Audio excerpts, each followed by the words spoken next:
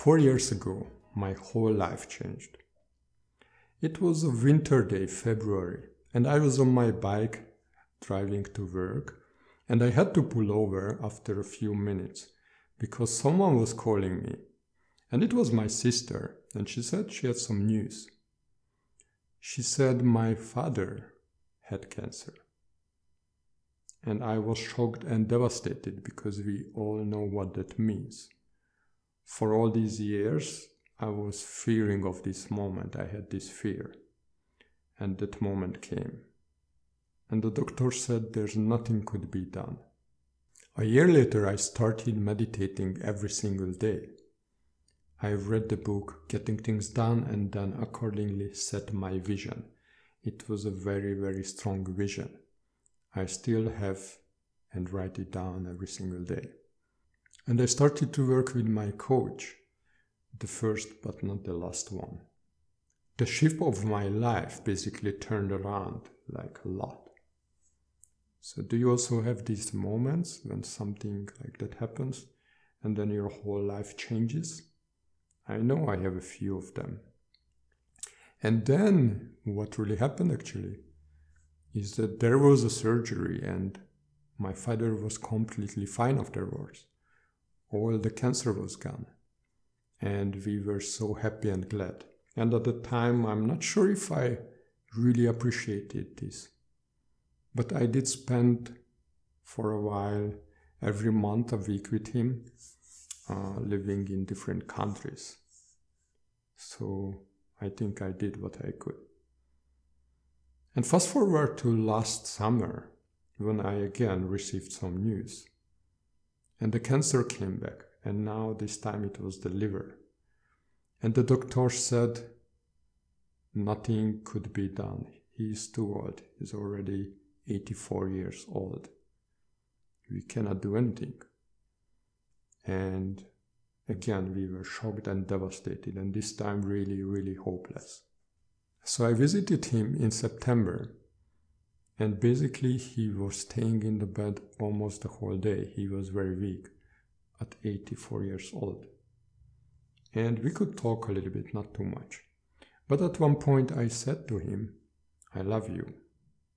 And I think the next day he came into my room and he said he loves me, which I don't remember him saying in the last 20 years.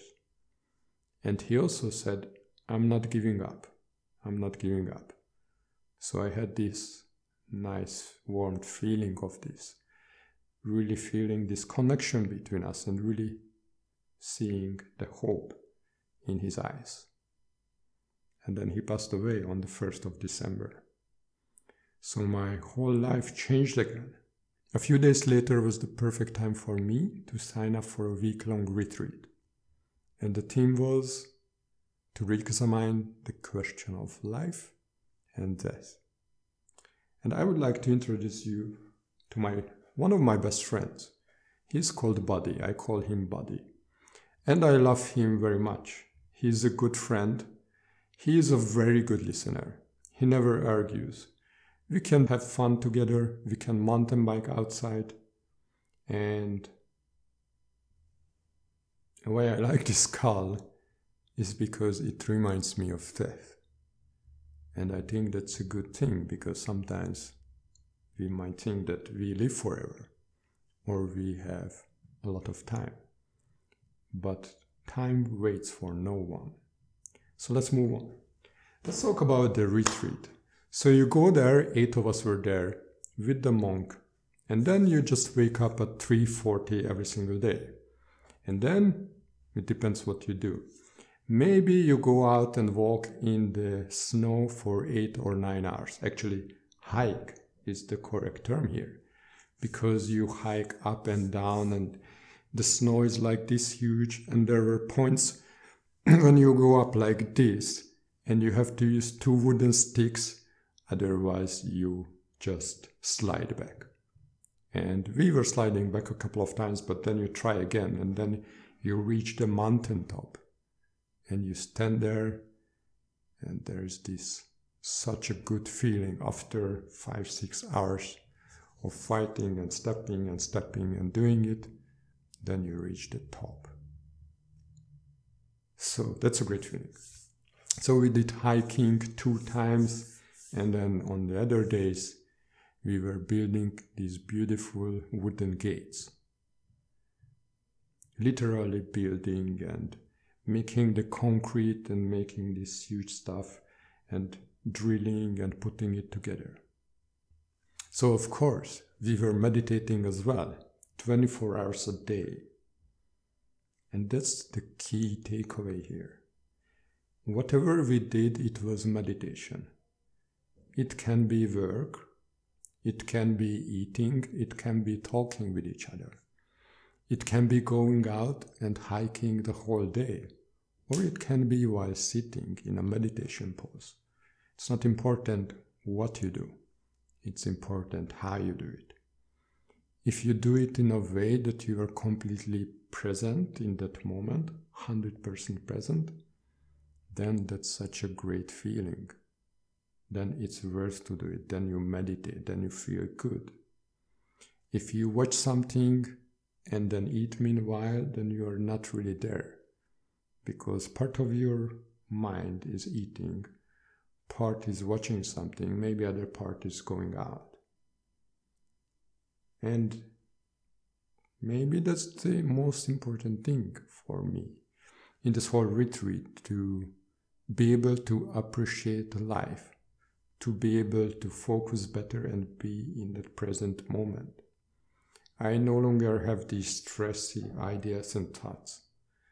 My mind is very calm, so now I have time and energy to really notice, for example, the shadow which my banana plant is making on the wall. Or in the morning I was reading my affirmations, and on the paper I noticed the shadow of my fingers. I never noticed that before. And today I had a little walk after lunch, and I was walking down the street. I even listened to some podcast, but I still noticed this little cat sitting on one of the balconies, enjoying the sunshine. And then I went on, and I noticed that the top of the building was burned. I don't know what happened, but it was burned a little bit, like something came out of a window and something happened there.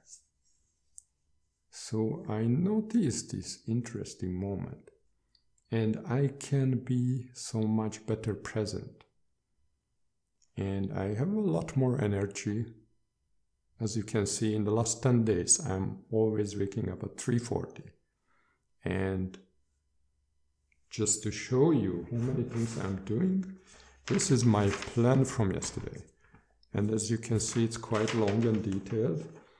And I did all the things except one. And that thing I did today. And of course, there were some optional things. I did a couple of them. The rest is planned. And basically, that's life. So my whole life changed from the moment I passed through the gates to the monastery and from when I exited the gate. And it keeps on changing. And I just did 10 days of waking up early, but I'm gonna do more and plan to wake up every morning at 3:40 and do my meditation and my whole morning routine and so on. So I highly recommend a meditation retreat like this for a week, but if it's not a week, you could try 3-4 days or a day. But maybe let's not start there. Maybe start with 3 minutes a day. I think that's how I started. If you start 3 minutes a day, many magical things will happen in the future. Things will change in a week, in a month, in a year. And just imagine what happens in 10 years if you change something small today in your life. To just better enjoy your life, better able to be present in every single moment. So I highly recommend re-examining the question of life and death. Please comment below your experiences and what do you think. Please like the video if you liked it, and thank you so much for listening. As I always say, be present, love everyone, and break the pattern. Ciao! As you can see. Oh, he's a bit shy of the camera, but that's alright.